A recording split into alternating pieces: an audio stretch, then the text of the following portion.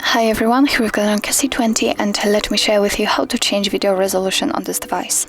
So first of all, let's enter the camera app, and here it doesn't really matter in this model if you will be on the photo mode or the video mode. Just tap on the settings in the left upper corner. As you can see here, we've got a video section, so let's tap on the only option, which is a video resolution. Right now we can choose for which camera we want to change the resolution, so we can change it for rear camera and the front camera. So let me pick rear camera, and as you can see here, we've got two different options only.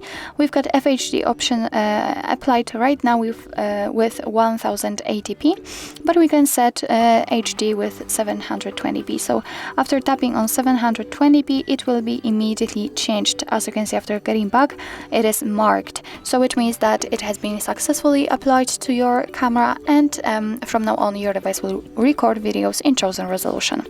So actually this is it. This is how to change video resolution in your NOKIA C20.